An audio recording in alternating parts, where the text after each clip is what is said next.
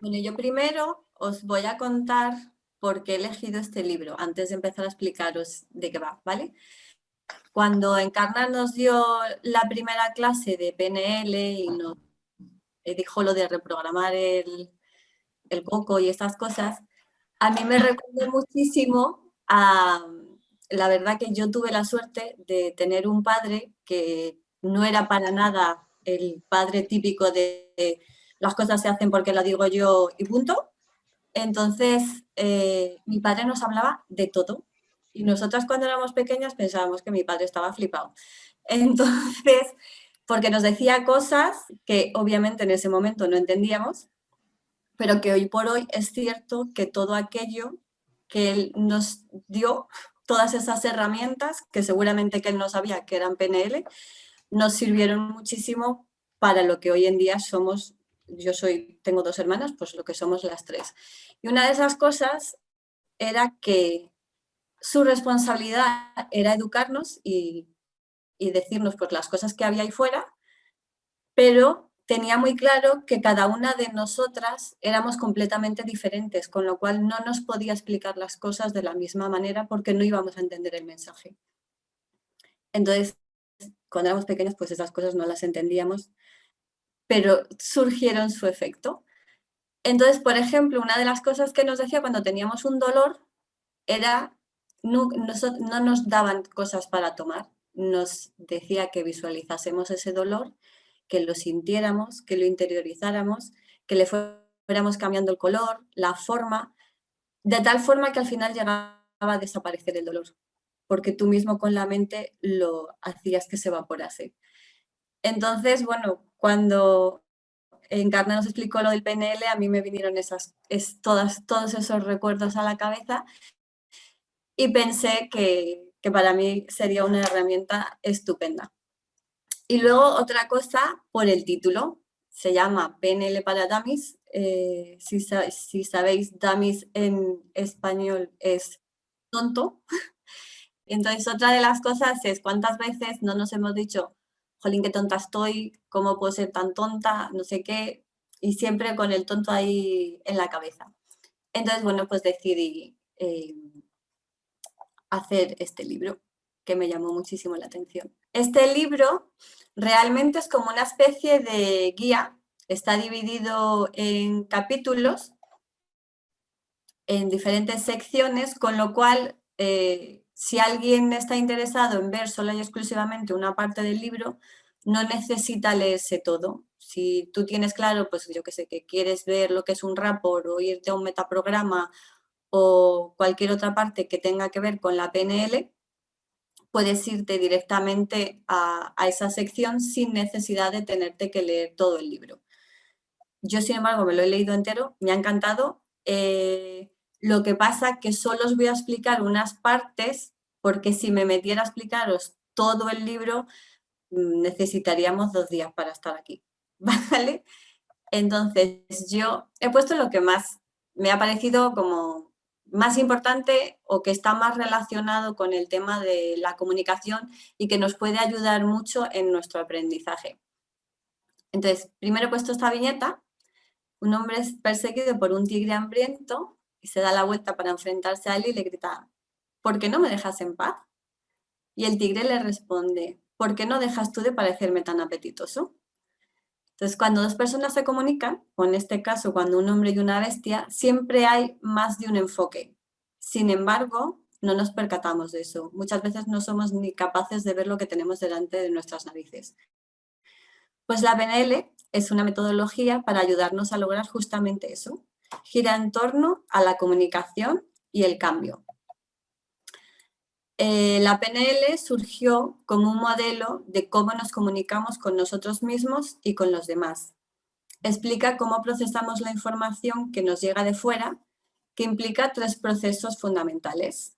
Las supresiones, que es donde eliminamos parte de la información que recibimos, las distorsiones, que malinterpretamos la información, y las generalizaciones, cuando algo ha ocurrido de una determinada manera, pensamos que sucederá siempre así.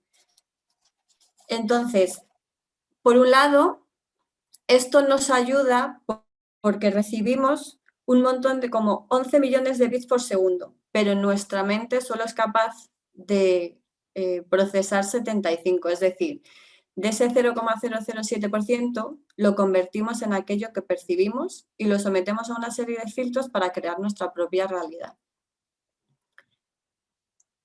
Por ejemplo, en las generalizaciones, imaginaros que alguna vez os ha mordido un perro. Pues entonces siempre vais a pensar que los perros muerden, pero realmente no es una realidad, hemos hecho una generalización. Cuando suprimimos información, pues imaginaros que vuestro jefe os llama al despacho y os felicita porque habéis hecho una presentación estupenda y os da la enhorabuena, incluso os premia, pero también os dice que tenéis que llegar pronto a las reuniones. Y solo nos quedamos con la parte de que tenemos que llegar pronto a las reuniones, entonces empezamos a decir, pues vaya mierda jefe tengo, porque mira, porque me ha echado la bronca, porque no sé qué, con el esfuerzo que he hecho en la presentación y tal. Y en las distorsiones, cuando interpretamos la información, porque alguien nos dice, incluso aunque nos diga, qué guapa estás hoy, no sé qué, joder, ni con qué intenciones me estará diciendo esto, seguro que por dentro está pensando, mira la que fea, vaya ropa lleva hoy puesta, no sé qué. Y todo eso es lo que crea problemas a la hora de comunicarnos.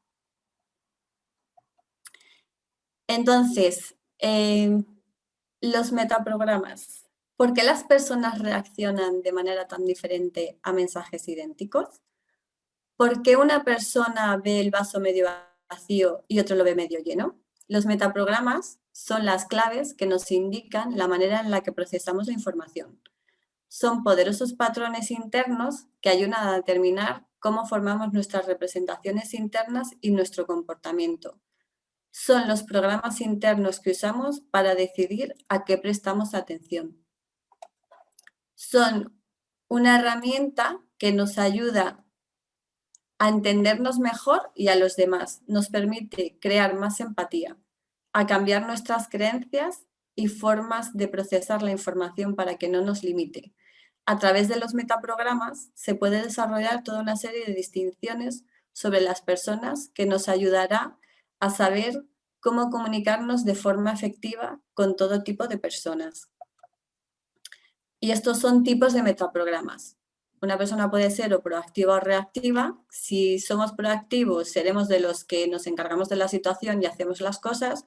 Si somos reactivos, seremos más fatalistas y dejaremos que otros tomen la iniciativa. Si tenemos el metaprograma de acercarnos a algo, alejarnos de algo, realmente con esto lo que hacemos es buscar placer y alejarnos del dolor.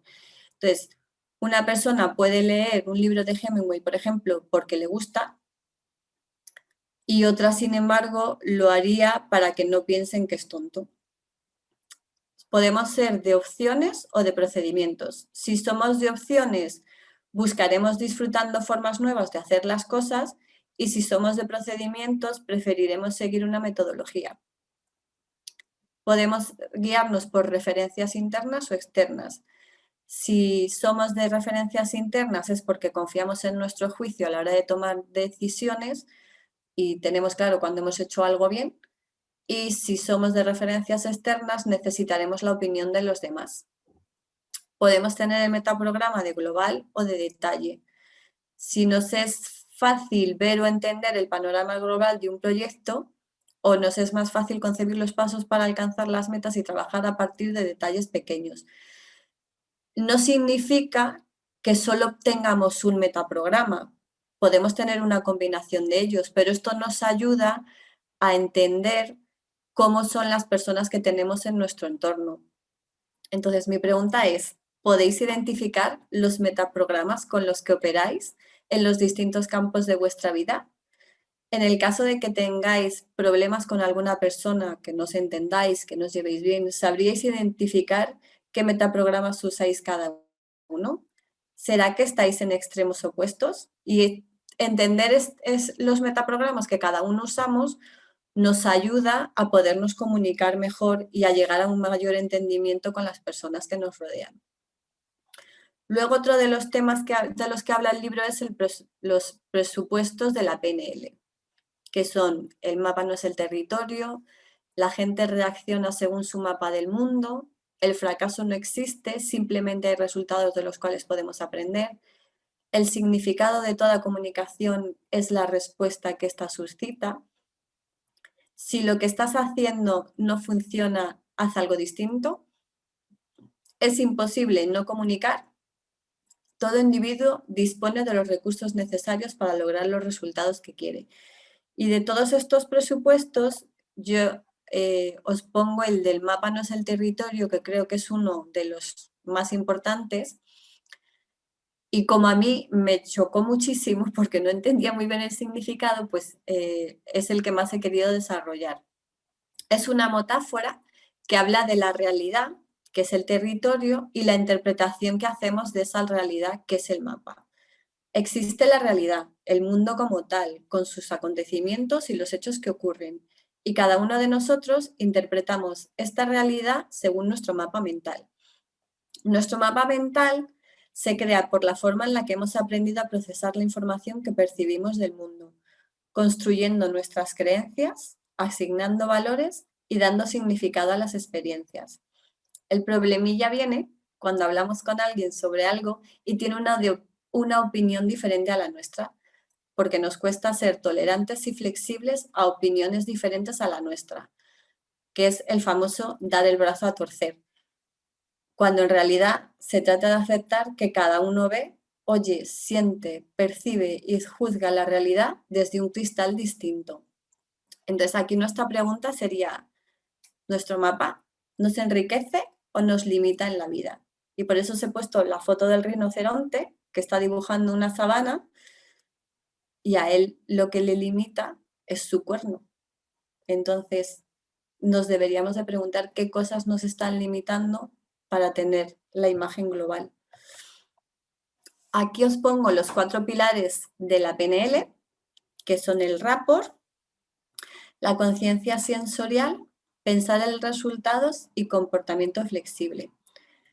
Yo he desarrollado más para que lleguéis a entenderlo mejor la compenetración o rapport, pero os diré que la conciencia sensorial es prestar atención a lo que nos rodea con los 5 sentidos.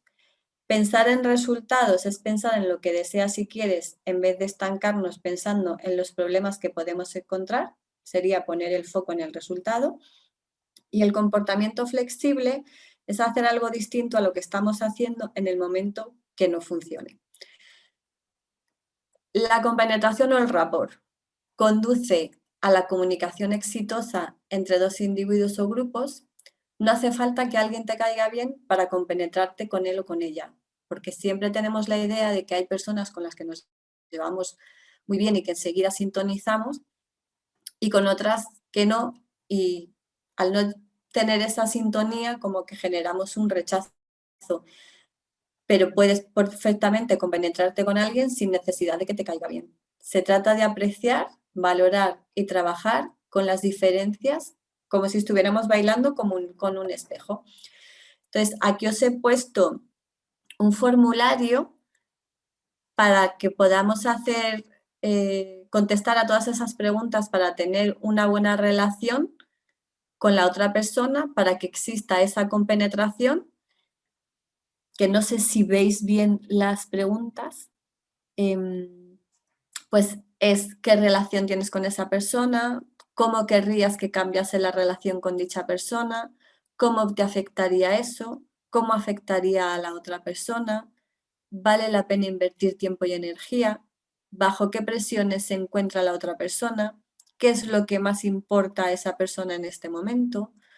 ¿Conoces a alguien que haya podido compenetrarse bien con esa persona? ¿Qué podría decirte de ella que te resultase útil para tu propósito de compenetración? ¿Qué otra ayuda podrías recibir para lograr el rapport que buscas? ¿Qué piensas hoy respecto a las ideas de progresar en la relación con esa persona? ¿Cuál sería el primer paso que tendrías que dar para conseguirlo? Y luego aquí os he puesto las 7 maneras rápidas de pulir la capacidad para compenetrarte o generar rapport. Poner interés genuino en descubrir qué es importante para la otra persona, empezar por entenderla en lugar de esperar que la otra persona te entienda a ti. Registrar y reconocer las palabras claves, las frases favoritas y la manera de hablar de la otra persona e incorporarlas con sutileza en tu discurso y conversación. Fíjate cómo le gusta a la otra persona controlar la información, si prefiere las minucias y los detalles o le interesa más el panorama general. Hablar, retroalimentar a tu interlocutor dándole información en fragmentos y tamaño similar. Respirar al unísono con la otra persona. Indagar y fijarte en las intenciones de la otra persona, su propósito subyacente, más que en lo que hace o dice. Es probable que no sea muy clara al formular sus intenciones, pero ten la seguridad de que el corazón sí lo tiene donde toca. Asume una postura similar a la de tu interlocutor en términos de lenguaje corporal, gestos, tono de voz y velocidad. Respeta el tiempo, la energía, las predilecciones y el dinero de la otra persona. Seguro que todo lo anterior son recursos importantes para ella. Sería un poco como hacer mimo, pero no es imitar a la otra persona. Es como como cuando empiezas una clase de baile, es como ir acompasando para que se genere la confianza suficiente para que la comunicación fluya de forma natural y que se llegue a un entendimiento. Luego, otra de las cosas importantes de PNL es echar anclas y crear estados positivos. ¿Alguna vez habéis sentido que vuestra reacción ante una situación ha sido exagerada? Todos reaccionamos de manera emotiva y estas emociones son las que hacen que la vida sea interesante y divertida, pero también confusa e impredecible. Llevadas a sus extremos, estas emociones hacen que perdamos el control. Las anclas pueden ayudarnos a crear estados positivos. Son un estímulo externo capaz de desencadenar una respuesta interna. ¿Cómo se instala un ancla? Pues tenemos que tener claro el estado positivo en el que idealmente queremos estar, recordar una ocasión específica del pasado en la que hemos estado en ese estado y volver a vivirla con toda la intensidad que podamos. Cuando hayamos dado los 3 pasos y nos encontremos en el más alto de los estados positivos, habrá llegado la hora de anclarnos con nuestros propios medios. Por ejemplo, haciendo un círculo con el índice y el pulgar. Si somos más de recuerdos auditivos, con un sonido que nos venga a la mente en ese momento. Si es un ancla visual, con una imagen que simbolice ese estado positivo, etc. Entonces, cuando notemos que no estamos en un buen estado, que estamos alterados, que estamos cabreados, que hemos tenido una bronca con el jefe y nos gustaría entrar a su despacho y pegarle un puñetazo, pues lo que hacemos es que nos aferramos a este ancla y la arrojamos para volver al estado positivo. Entonces, por ejemplo, si lo que hemos decidido es poner el índice con el pulgar, haremos así. Es como si entráramos en un momento zen, esto hace de interruptor y viene todo esto que hemos generado positivo para volver a estar en un estado de calma y de tranquilidad. Entonces, yo he hecho un auditivo que espero que funcione y a ver si lo podéis oír.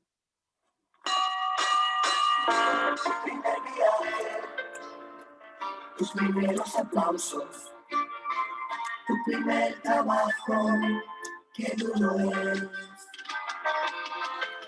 Tu primera amiga, tu primera canción, tu primera colonia, chispas, tu primera colonia, chispas. Tu primera colonia, chispas, de Dana. Y eso es mi recuerdo auditivo que me trae mi ancla. Esta ha sido mi presentación de PNL. Espero que os haya gustado.